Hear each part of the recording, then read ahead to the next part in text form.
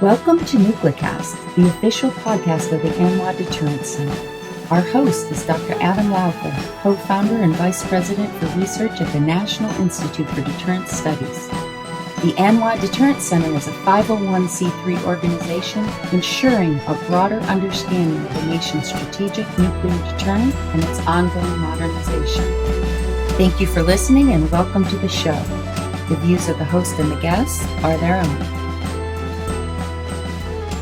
Welcome back to another exciting episode of Nuclecast. Of course, I am your host, Adam Lowther, and today we're talking about a topic we've never discussed before. We're going to talk about Japan's views on strategic issues and, would Japan ever go nuclear and interesting topics like that. And to do that, we've got a great guest. Of course, I'm talking about Dr. Satoru Nagao, who is a non-resident fellow at the Hudson Institute. And he lives, of course, in Tokyo. And so he's in a great place. And he's got a great job. And he writes on U.S. and Japanese and Indian strategic issues and the Indo-Pacific. And so he's the perfect person to have on Nuclecast to talk about these issues. So welcome to the podcast. Thank you very much. It is a great honor for me. I love the United States and, of course, I love my country. And, of course, now India is also the part of our corporate strategic framework. So that's why it is honor for me to talk about this. Well, so, you write about this quite a bit in publications, English language publications. So folks can go read your work. But let me just sort of give you a softball question to open this up. So can you walk me through how you think Japan looks to China, looks to the rest of the Indo-Pacific, and then looks, west to the Americans? How is Japan looking at the current strategic competition, and what is it thinking?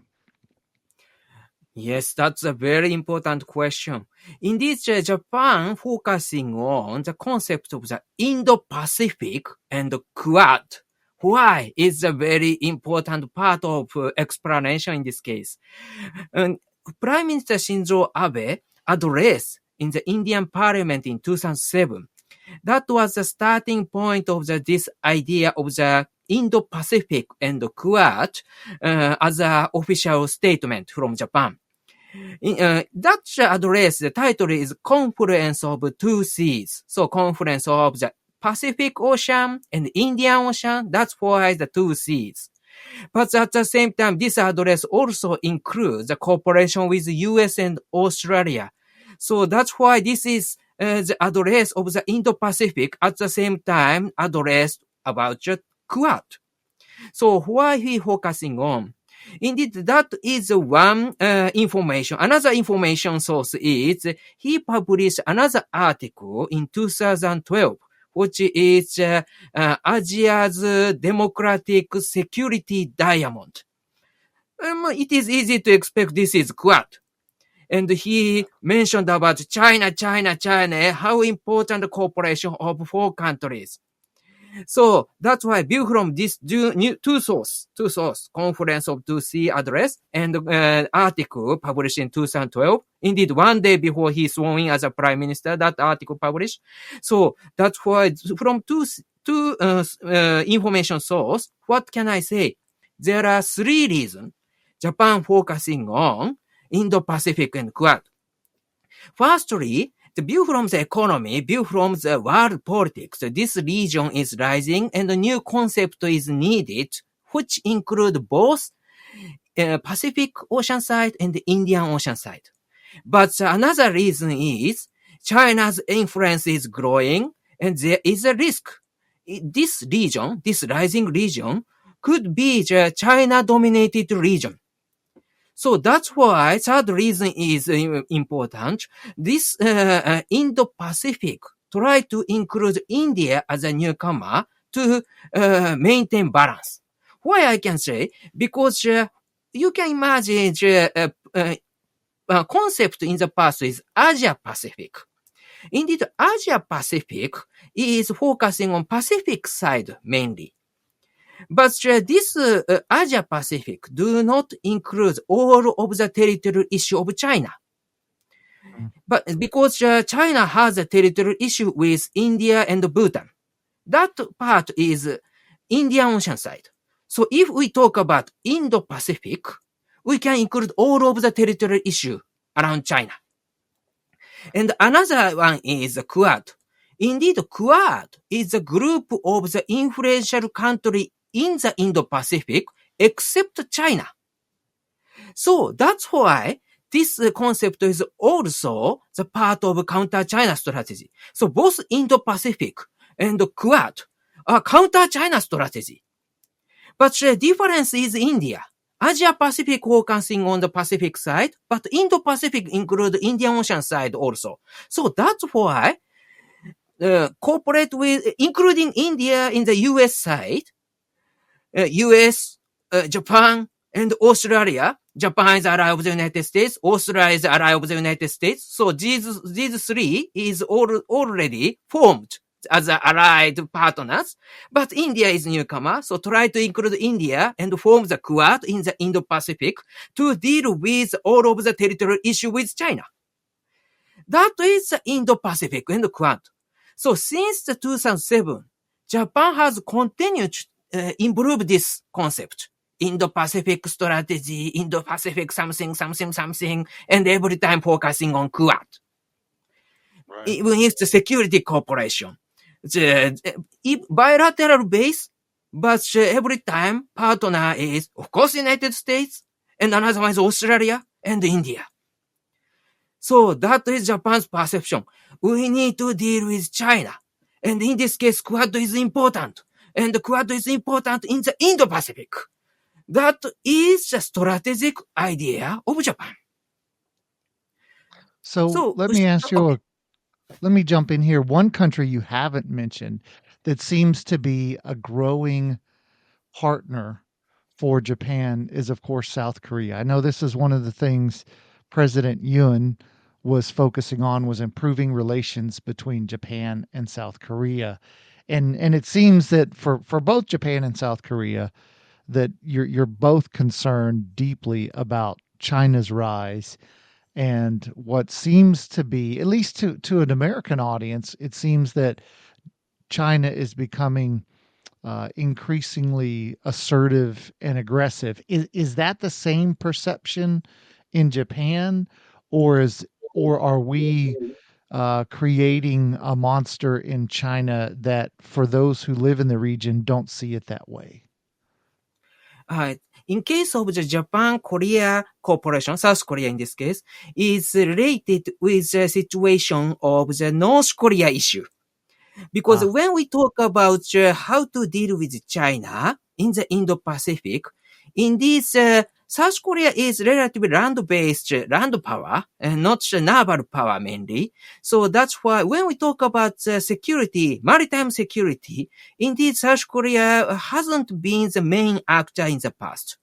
But how to deal with China has aspect of the Korean Peninsula issue. North Korea is just located just side of Beijing, and they are the gatekeeper of the security of the Beijing. So that's why how to deal with the Korean Peninsula, security in the Korean Peninsula is one of the important part of the Indo-Pacific security. For example, if China try to invade Taiwan, they can collaborate with North Korea. And firstly, North Korea push South Korea or Japan by rising tension, and the main military forces focusing on the Korean Peninsula. During that time, China start to invade Taiwan. Such kind of the scenario we expect. In this case, we cannot separate Korean Peninsula issue and the Taiwan security issue. So that's why when we talk about Indo-Pacific maritime security, indeed, as a part of this security strategic framework, we cannot ignore the Korean Peninsula issue. In this case, how to deal with North Korea? Of course, South Korea's role is very important. So to deal with North Korea, Japan should cooperate with South Korea. Of course, the U.S. is main actor, but South Korea is also important. The problem is there is a historical issue or territorial issue between Japan and South Korea. So that's why always this could be the one of the rift of this cooperation. Yeah. So in front of the United States, both Japan and South Korea try to show the good smile, but indeed between the South Korea and Japan, there is some rift, and sometimes we remember this issue and the problem has happened. So Yeah. that's why this cooperation is important, but at the same time, both Japan and South Korea take distance a little and keep this distance, indeed. So that is very healthy between both of us, we believe. Yeah. Anyway, but about the counter-China strategy is different aspect, and I need to explain that one as a part of how Okay. important the Pacific Quad. If possible, I want to continue a little. Is it Sure. possible? Sure. Okay. Yeah, because why Quad is so important, why this is related to its pattern of China's provocation in the other area, not Korean Peninsula, but mainly East Yellow Sea is also part of it, but anyway, the other part of the maritime area, especially in South China Sea, what happened is indicating the pattern of China's territory expansion. In the South China Sea, in 1950s, when France withdrew from Vietnam or other Indonesian peninsula, that has happened. That timing, China occupies half of the Paracel Island. And in 1970s, U.S. withdrew from Vietnam after the Vietnam War. China took another half of the Paracel Island. In 1980s, Soviet troops located in Vietnam declined number drastically. That timing, China expand activity in the Spratly Island and then occupy 6 features. In 1990s, U.S. withdrew from Philippines. That time, China occupied Misty Reef. So when the military balance has changed and it is China's favor, in this case, China tried to find the power vacuum and they found and occupied it. So that's why how to deal with China rely on how to maintain military balance which do not create a power vacuum. So China's strategy, some people say, looks like water. If water do not push the big rock, but water is penetrating the space. And if enough water fills places, of course, even if it's a big rock, they can move. This is what strategy of water. Or another person, like me, say, I compare with Russia's aggression and China's aggression. Russia's pattern is burglar. If they find chances, they put the gun and intimidate and use the gun to take the territory. This is the burglar type. But China's type is thief. They find something that no one touch, they steal it. That is China's pattern.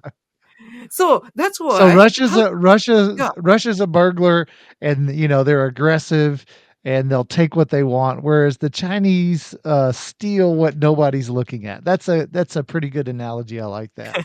Go ahead. Yeah. So that's why how to maintain military balance is a matter. In this case, if Japan and ally with the United States and Australia, if this framework include India, what can we do? Indeed, view from China, all of them are neighbors. So that's why they need to divide their military expenditure, multiple direction. Because view from Japan, India is backside. China's backside. So India-China border is the matter.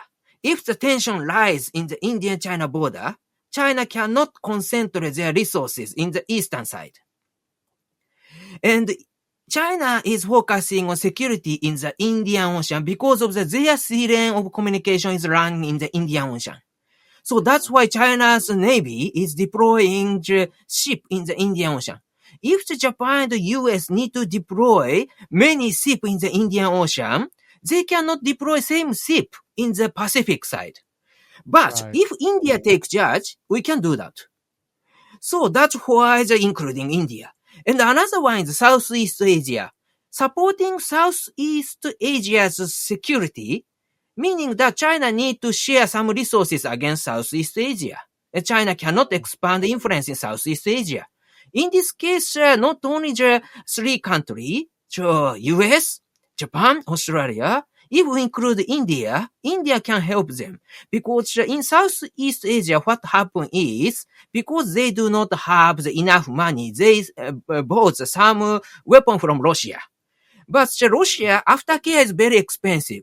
That's why they ask India about aftercare of Russian weapon.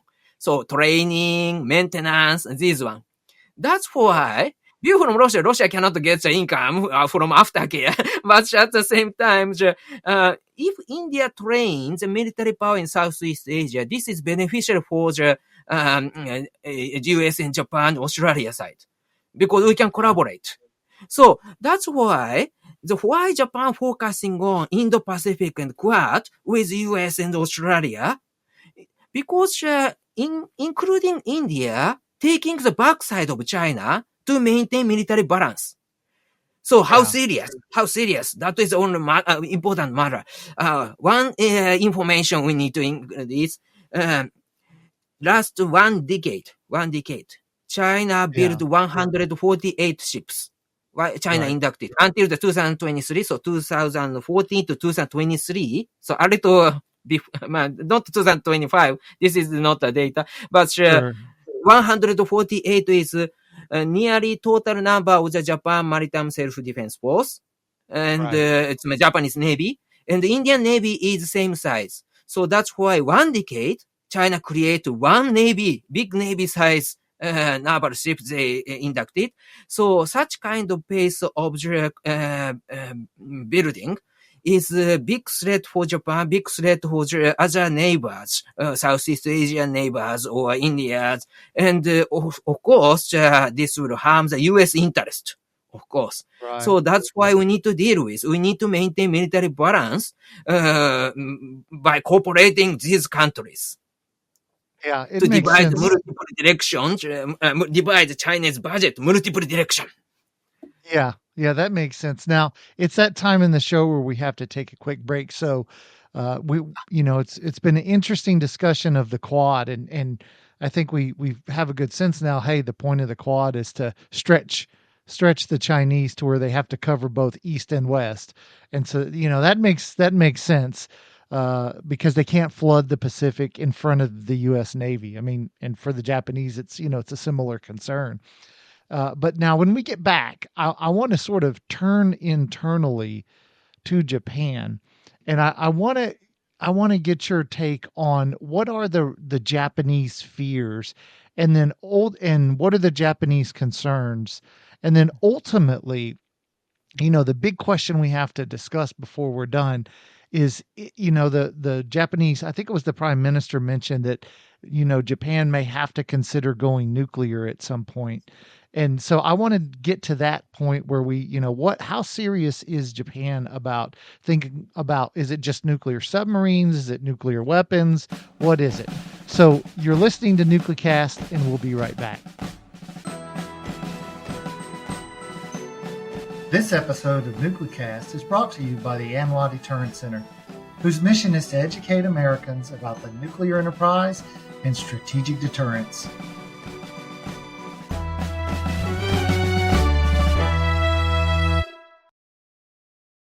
And we're back, and we're talking to Dr. Satoru Nagao.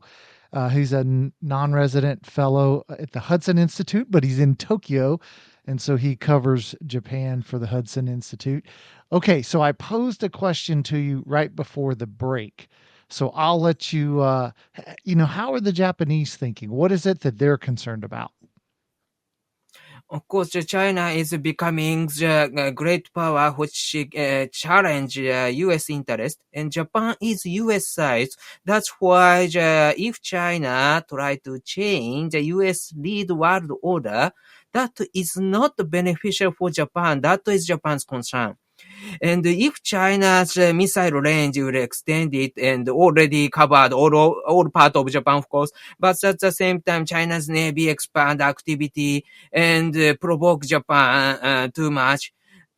Under such kind of situation, Japan will face a very serious situation. we will not accept China lead world, which is one kind of dictatorship, authoritarianism. Japan is democratic country which runs democracy from the United States. And China dominated Indo-Pacific is not acceptable for Japanese. Simply, that's clear. And indeed, in case of Japan, Japan is super trustworthy ally of the United States, I believe, because of the realistic view. Of course, people who trust the United States, of course, they are majority in Japan. But even if Japanese people who do not trust the United States also support you to maintain the U.S. side. Because what kind of logic? The last 2,000 years, Japan has a history, they believe, but only 6 years, Japan faced a foreign control because Japan hasn't lost any war against a foreign country except only one. So U.S. is stronger than Japan is consensus in Japan. So that's why, from the Japan security, yes, we will not leave from the U.S. circle because the U.S. is stronger than us, because we have already fought it and we lost it. And China and Russia, we have already fought, but every time we won, but not the United States. U.S. is strong, no doubt. That is the Japan's perception. So if someone ask Japanese, if Japan need to fight with the United States, what will happen? Of course, without hesitation, Japanese will say, we will lose again. So that's why Japanese who trust the United States, which is, of course, they are majority, but of course support the Japan-US alliance. But at the same time, Japanese who do not trust the United States also support the U.S.-Japan alliance. Perfect ally in this case. So that's why if the China try to challenge the United States, Japan's response is very clear. We are U.S. side, and we will not accept China's rule. Yeah, and China has tried that, right? I mean, we remember China has tried to invade Japan a couple of times, and fortunately, bad weather prevented it.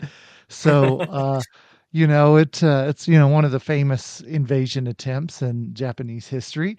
And is there a deep concern that, for me as an American who studies China, I see China as seeking to restore hegemony and, a hierarchical system in which, in many respects, akin to what it had, prior to the 19th century, in which, the nations of Asia are going to, they're going to kowtow to Beijing, and they're going to pay their respects to Beijing.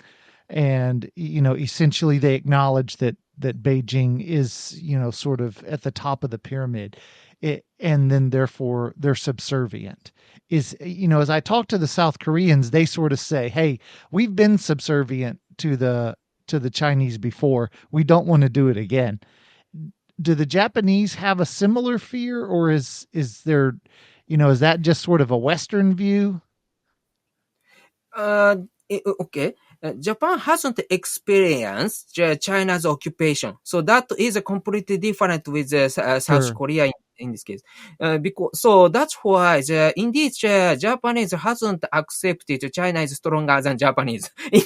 That's the interesting part, because recently China's military modernization is a very rapid pace. Budget is far bigger than the Japan's defense budget. Equipment is very sophisticated. Even if under such kind of situation, still Japanese believe we can win. That is a little strange feeling. We do not have the confidence if we need to fight with the United States. I have already explained. Japanese say Japan will lose again. Right. But in front of China, still Japanese believe we can win. Something like that. So completely different perception in this case. So that's why compare with other country who have experienced China's control, Japan is a little bit different. So Japan still believe we can maintain our independence and we should be the US circle. So any situation will change always, but still consistently Japan try to be the US side. That is fixed, I think. So with China challenge, Japanese will say, we will resist. So this is simple answer. Okay, so before we run out of time, let me get to, the burning question that everybody wants to know, and that is, there was a recent discussion in Japan about nuclear weapons. Do you see the Japanese ever fielding their own nuclear weapons? Is there a circumstance, I've wondered, well, if South Korea goes nuclear, would they build nuclear weapons? But then the North already has them and Japan didn't go nuclear. Is there a circumstance in which Japan would say we have to build nuclear weapons? If United States is allows Japan do not need to possess a nuclear weapon. That is logic Japanese strongly believe. Under such a situation, the key is the U.S. policy, I believe. Because if the United States will not protect Japanese belief, in this case, Japan need to possess a nuclear weapon.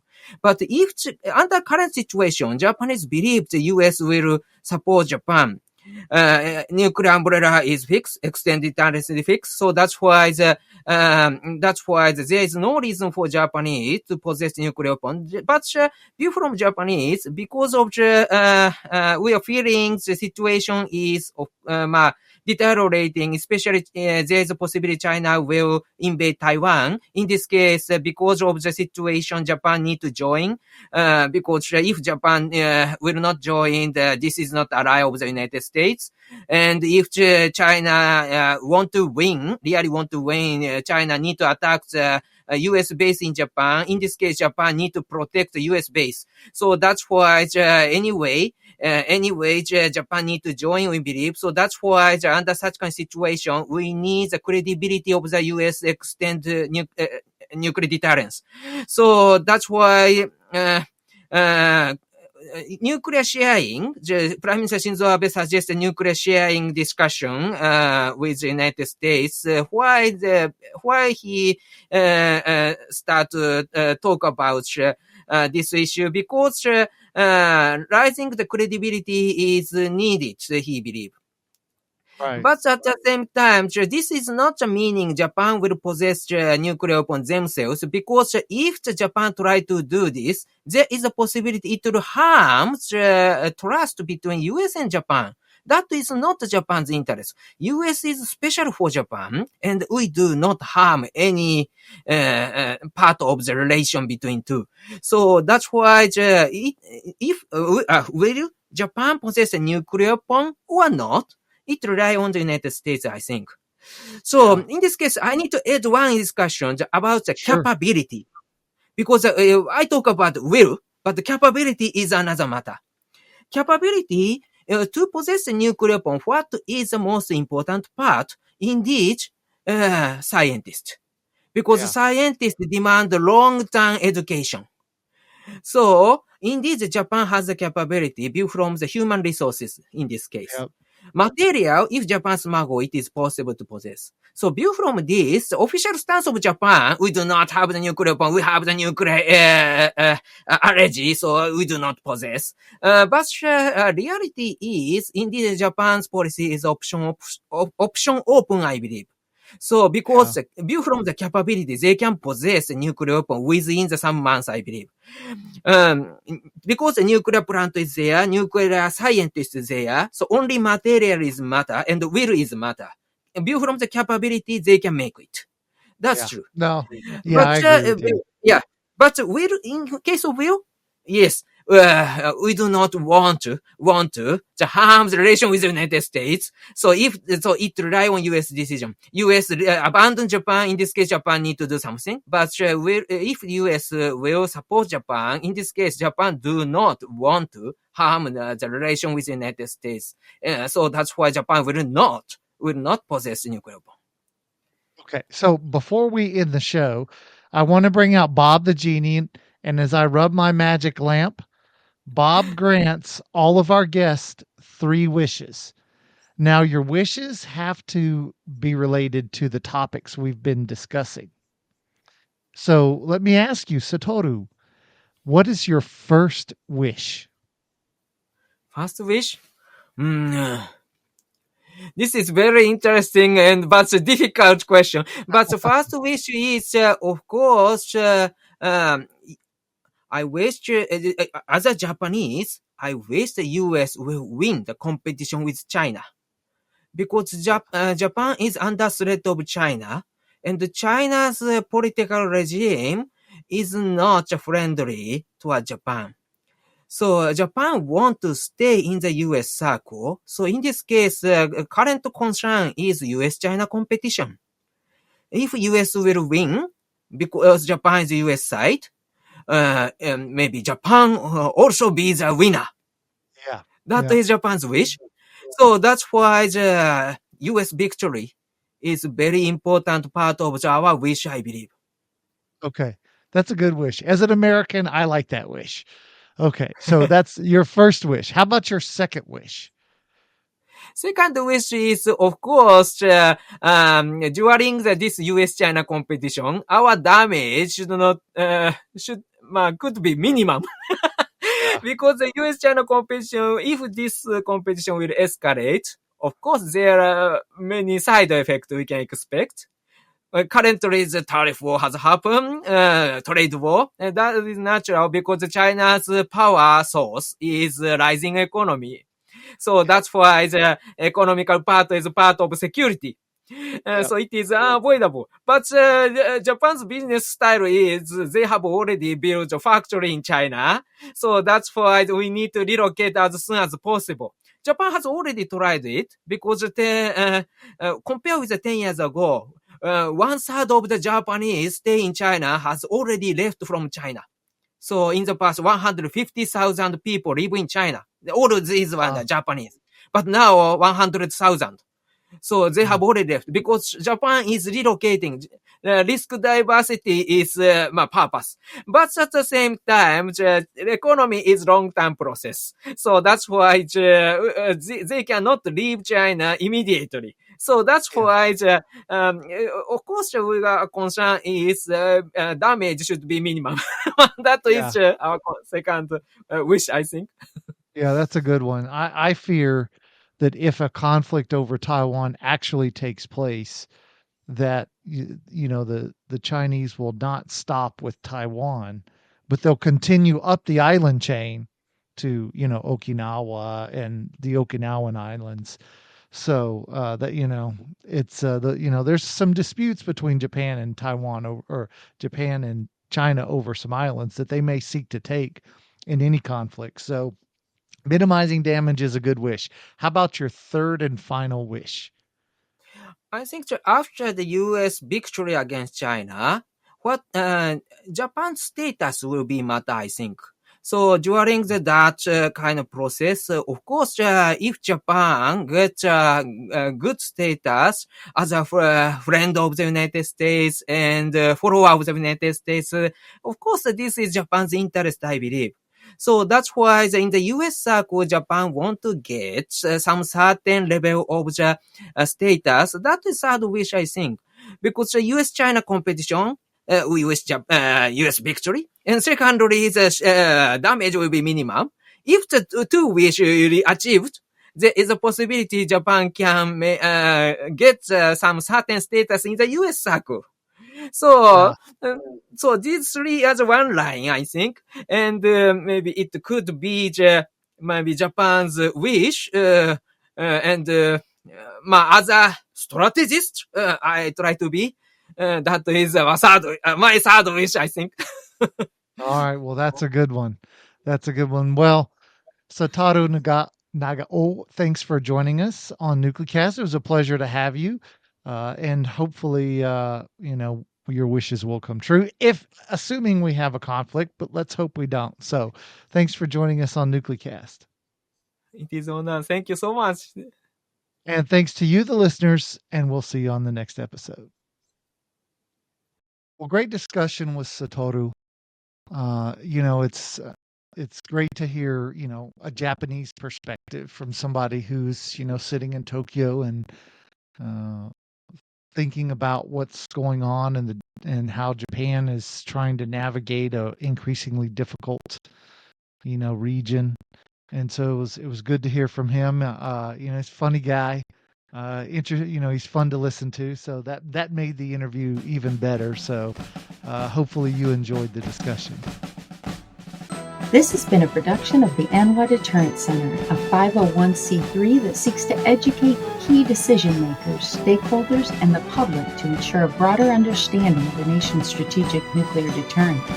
Our executive producer is Kimberly Charrington, and this episode has been engineered and mixed by David Crumpall. Help us grow our followers by sharing it and follow the show on LinkedIn, Facebook, and Twitter at NuclearCast.